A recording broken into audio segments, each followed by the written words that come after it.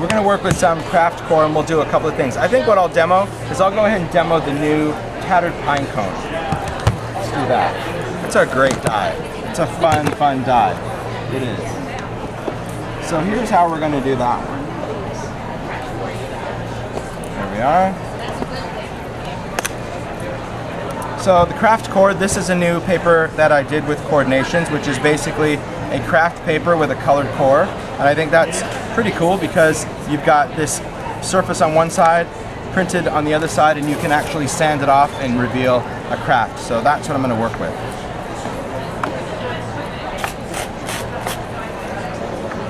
I'm going to take a little bit of this.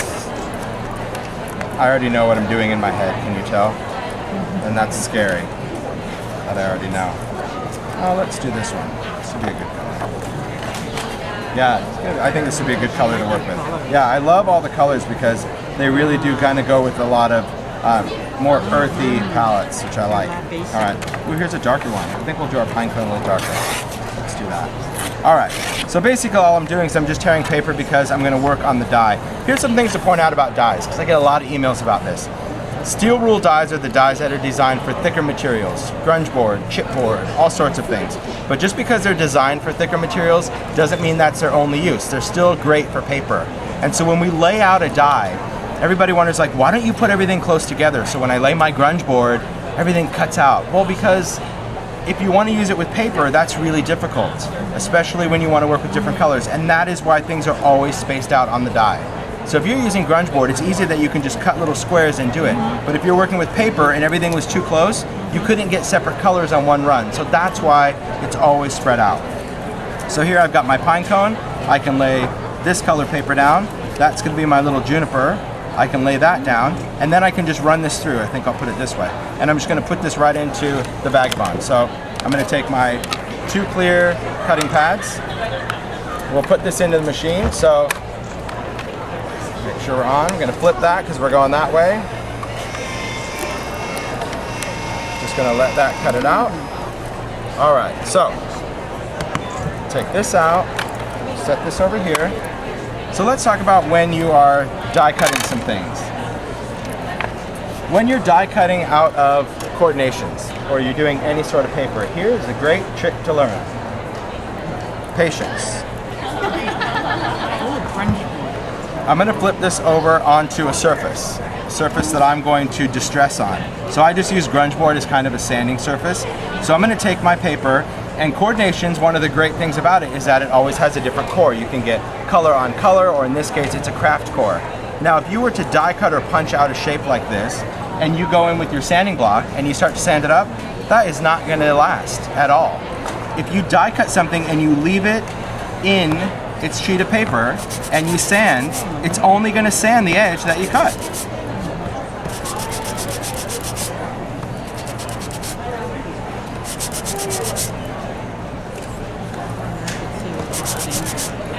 So now I can just move this around, and now I can really go in and sand that juniper. I'm doing it right into where it was cut out. So now when I pop it out, I already have my sanded edge, but I still have the detail. Otherwise you'd be going, and it wouldn't even look like that, right? So same thing when you look at a die like this. So it's going to the tattered pine, and if it slips out, it's not a big deal. You can kind of put it back in. It's just going to give you a little bit of guidance there. But here, this is again our tattered pine cone. I mean, check it out how it just follows that line. So that's how I work with it. And this way you can always sand the edges with ease. Look at that. And pop that out. That's a good trick. Always about new tricks. Always, always. All right, so let's take off some of this little dust. So this is what it's going to cut out. Okay, that's going to be our die for our tattered pine cone. Here's how you're going to put it together. You need a very, very important tool.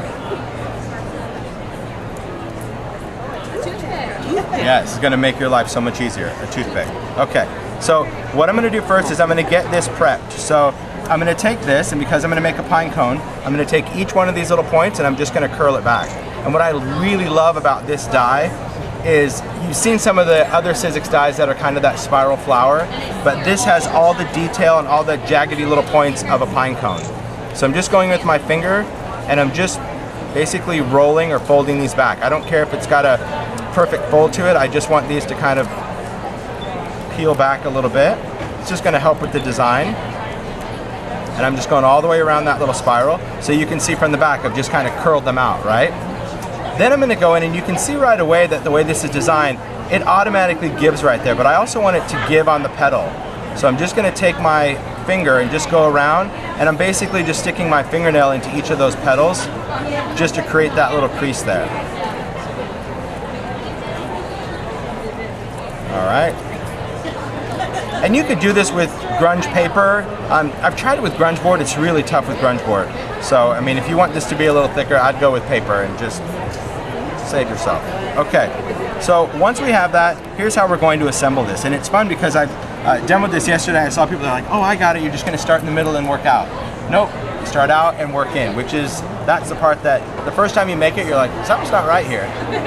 It's usually that. So I'm going to go in with a glue gun. And I'm just going to take a little bit of hot glue, and on that first outer little piece, I'm going to put a little bit of hot glue. I'm going to lay my toothpick in, and I'm just going to kind of curl that first one right around that toothpick.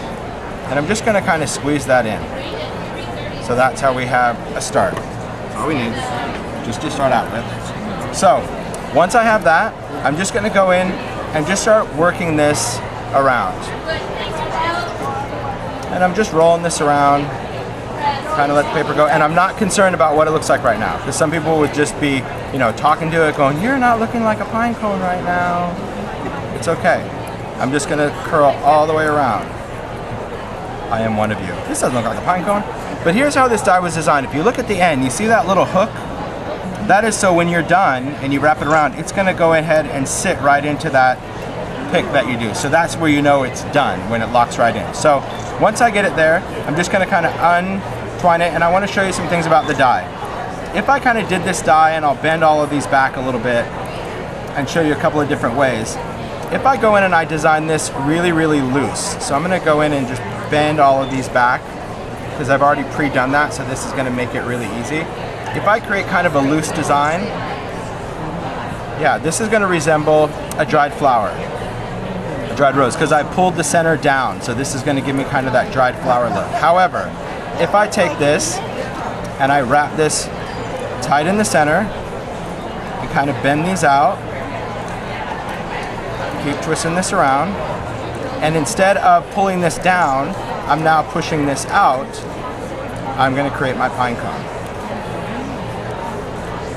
And this is just a piece again that you can manipulate with your fingers. And that's just going to create that. And then you're just going to put a little bit of glue right on the end.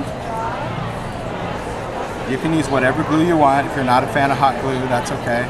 It's just faster. And if you get too much on a pine cone, it's tree sap, so what do you care? I mean, really, it's sap. And the inspiration behind this is when I did the 12 tags last year, the final tag was that joy tag up there. And I got emails going, where did you get those little pine cones? I'm like, outside in my yard. She's like, well, I live in Florida and we don't have those outside in our yard. And I was like, wow. So that was really, I thought, I need to do a way to do pine cones. It's kind of weird, you don't think about that, but if you have them, it's like, oh, I have them. You just take for granted. Yeah. And then that one comes with this. So this I would just snip off, put it right on a card, and there you go. Of course, we could ink this, distress it, all of that, but it's a pretty fun little die. I like it. And you like that trick of the Kraft-Core, don't you? Yeah.